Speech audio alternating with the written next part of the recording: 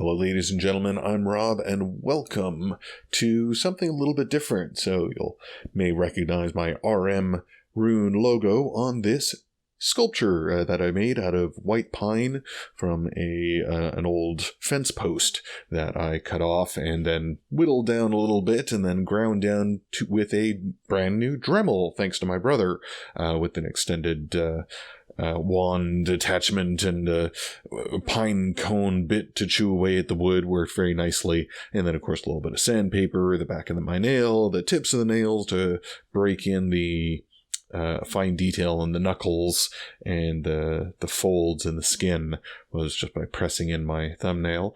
And then it's very pale pine wood, so I dyed it using instant coffee. So you basically just make a really concentrated coffee with warm water and paint it over the whole thing and wipe off most of it off. And then I put a bit of accentuation into a lot of the crevices to bring out their details and make them sink in a little bit more and give a little more relief.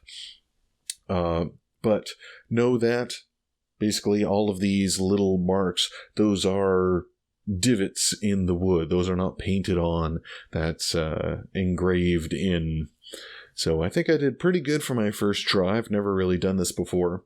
And yeah, I think that's a noble first attempt.